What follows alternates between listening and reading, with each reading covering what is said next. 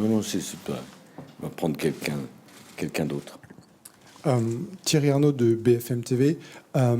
L'Allemagne souhaitait qu'en contrepartie d'une éventuelle assistance, on puisse aussi déployer un arsenal de sanctions potentielles à l'égard des pays qui se sont mal comportés. Qu'en est-il? Et une deuxième question, si vous le permettez, le gouvernement économique plus fort européen, concrètement, ça veut dire quoi? Bon, la question des sanctions est clairement posée dans le cadre du groupe de travail sur lequel nous réfléchissons et pour lequel nous travaillons.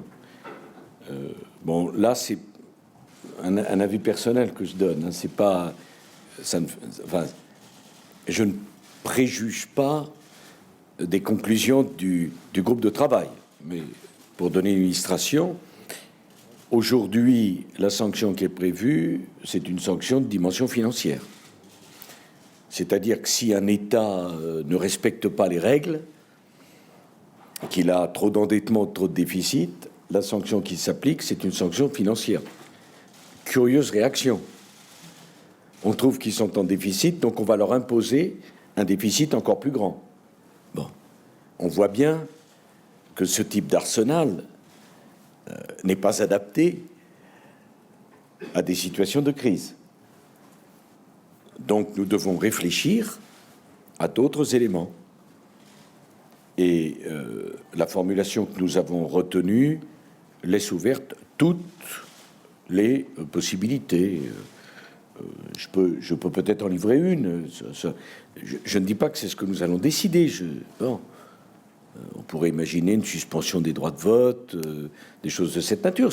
Ce sont des éléments potentiels qui feront l'objet d'une discussion entre nous. Voilà, vous voyez, c'est pour donner un exemple. Hein, c'est pas pour. Je ne dis pas qu'il y a une majorité qui est pour cela, mais c'est pour donner un exemple. Aujourd'hui, clairement, l'arsenal n'est pas adapté. Oui. Jean Quatremer du journal Libération. 2 questions, si vous permettez, Monsieur le Président. Première question. Le problème de la Grèce aujourd'hui n'est pas celui d'une éventuelle cessation de paiement, il n'en est pas question. C'est son problème de financement, c'est-à-dire qu'elle va devoir refinancer entre 20 et 25 milliards d'euros entre avril et le mois de mai, et donc à des taux qui sont aujourd'hui prohibitifs.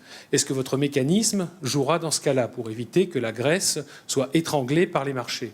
Seconde question concernant... Je vais prendre la première qui est déjà bien. Hein, ça va, je veux dire que c'est déjà pas...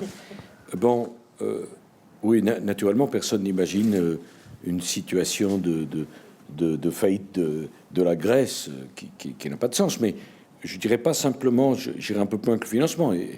Est-ce que vous... Enfin, il y a la Grèce et il y a les institutions financières de la Grèce. Par exemple, ces banques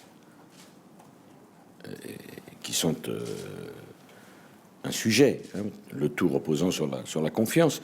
Bon, l'expression que nous avons retenue, c'est ultima ratio, précision, si les marchés financiers sont insuffisants.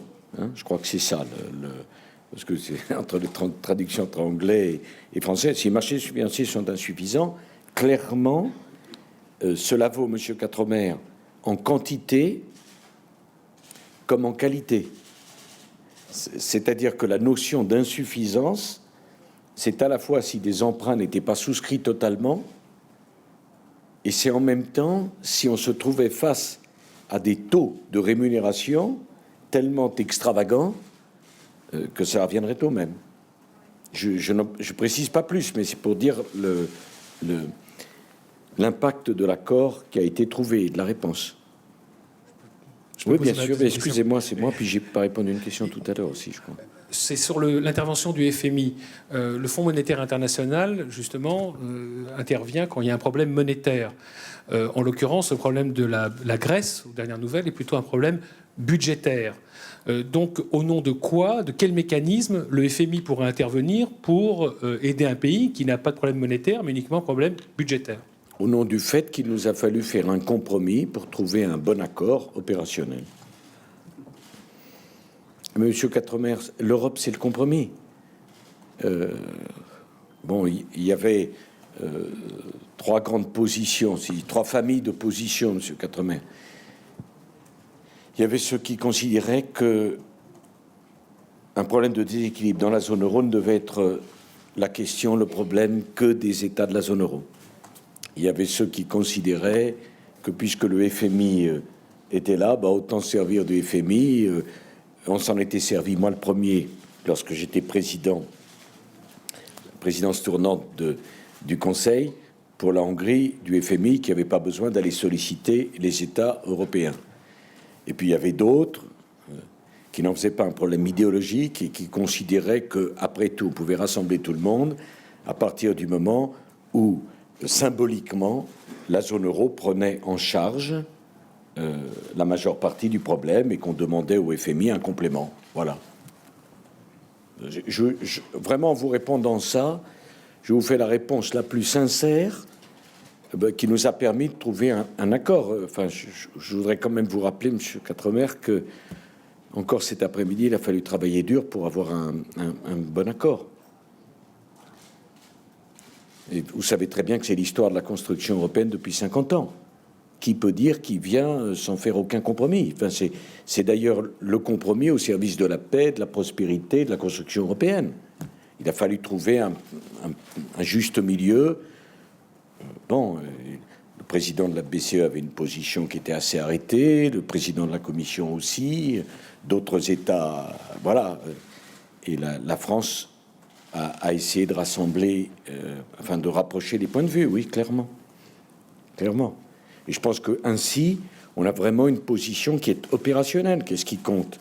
C'est la décision, vous avez bien compris, la décision de principe des États membres de la zone euro, de principe, de prêts bilatéraux en faveur de la Grèce en cas de besoin, ultima ratio, marché financier insuffisant, avec en complément l'expertise du FMI et des moyens du FMI dans une proportion minoritaire. Voilà, c'est la réponse.